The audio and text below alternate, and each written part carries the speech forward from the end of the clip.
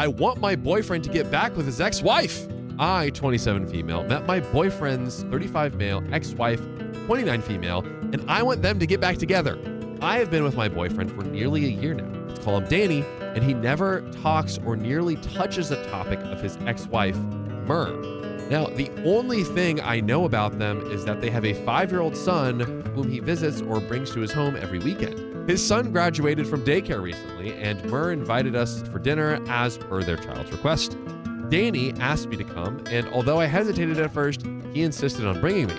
Saturday came and we went to Myrrh's house for dinner. I expected her to be a witch to me, but she welcomed us warmly. She's casual, very polite, and even introduced me to their child.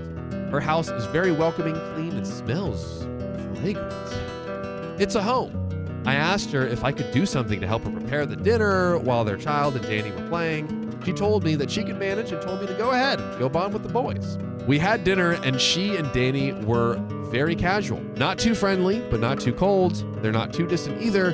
Myrrh didn't say anything that would make me uncomfortable, but rather ask questions about me and anything you could talk about during a first meeting. I know she's a good mother as their son, Ian, is very polite, giggly, and well-behaved. I notice how both of them would answer every question Ian asked, even if it's a silly question. I also noticed how Danny looked at Myrrh. There's sadness and love. I know this as he never looks at me this way. When we were about to go home, Myrrh packed me some food when I mentioned I live alone and always eat takeaway, to-go food.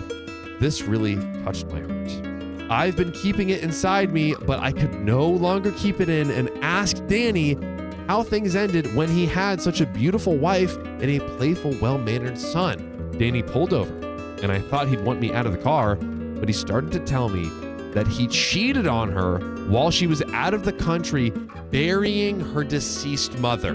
The girl he slept with happened to be a mutual friend and secretly filmed them having spicy sleep and sent it to Myrrh.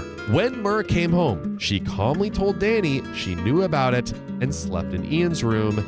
He didn't hear a word from her, a single cuss or anything hurtful. She just flatly said, "Serve the divorce papers and I'll sign them. Just make sure I have sole custody and you have visitation days." Danny told me how he tried to stop her, but she didn't say a single word and completely shut him down.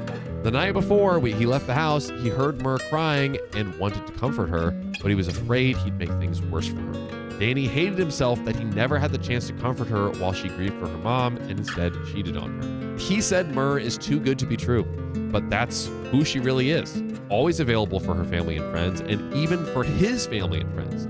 She'd cook for his friends while they watch football and drink adult soda together. She visits his mom and dad and bakes cookies for them.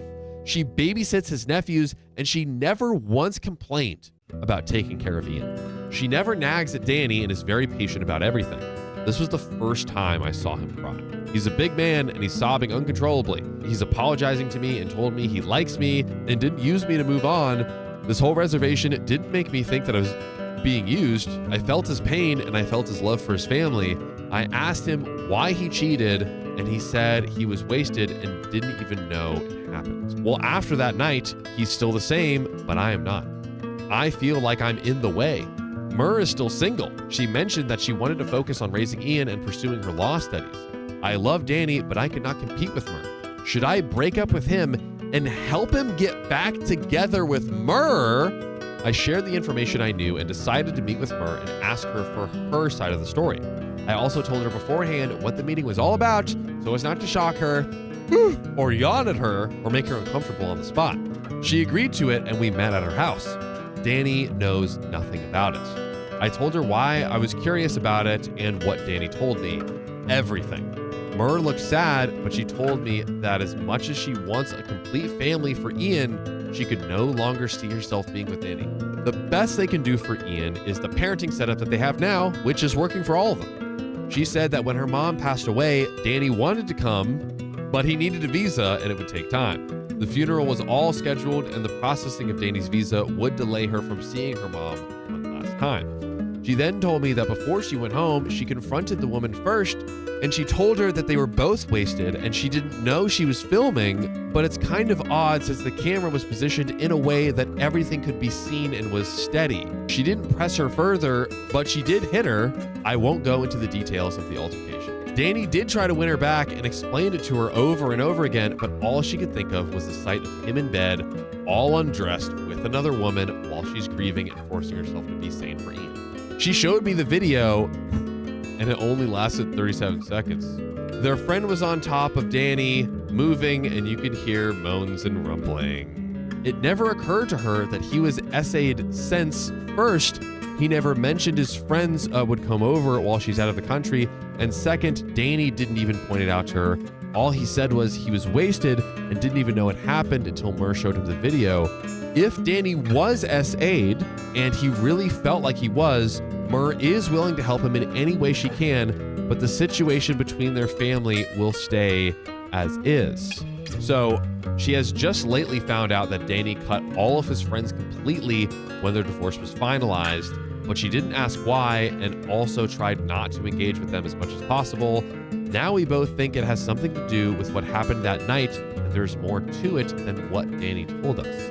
She said she's moved on, and maybe Danny too, that they just wanted to be there completely for Ian while he's growing up. There's no sense for them to go back to that time and try to change the outcome of their decisions when everything turned out fine. She told me that Danny introducing me to her and Ian just means he loves me and is really moving forward and doesn't mean something else. She said that their relationship was far from perfect, but they managed to get as far as bringing Ian into this world because they worked things out the best they could. They sure had problems financially, emotionally, or as petty as Dan not putting his socks in laundry baskets or her not getting ready on time, but Danny cheating was something she didn't see coming. She didn't know how to react or confront the situation aside from ending it right then and there. She asked me if she could talk to Danny in private because Danny might still be thinking she hates him and is still living with the guilt of hurting her in the worst way possible. Maybe all they need is good closure, complete forgiveness. She assured me that Danny is a good man and what happened to their relationship should not define Danny for who he is, and it was a phase in their lives that should be left in the past where it really belongs. She said that it was her own choice to stay single to focus on raising Ian, and doesn't mean she's still stuck with her feelings for Danny like what most people perceive it. I asked her if it's a good idea to suggest therapy to Danny. Yes, and she told me she'll give anything she can to help Danny if Danny agrees to it, and also told me not to force the idea if Danny said no the first time I asked. We both concluded that Danny is bottling something inside him that none of us knew. Regarding their mutual friend, she jokingly said that the bee got away with unaliving, referring to what she did to them. She said that the last news she had of her was that the mutual friend was no longer in town and she couldn't care less about her whereabouts. It was wrong of me to think that they should be back together, not considering Mur's pain and things she needed to heal. I apologized to her for making her relive this painful memory, but she told me that's a small price to pay if it means someone else's peace of mind. So you might be weirded out by my decision to stay with Danny, but Mur is right. What's happened to them was painful, but there's nothing I or they can do about it now, and Danny is working on himself. I never once doubted his sincerity with me. If all else fails, then the joke's on me. But I love the guy enough to try to give our relationship a try. I will try to talk to him and help him heal too. I agree that I should not compare myself to her. She's indeed an amazing woman we all aspire to be and deserves the best life has to offer for her and Ian. P.S. The people who said that Mur could have set all this up. She said, why would she ruin her son's chances to have a complete family for an easy way out? My goodness. But that is the end of the story.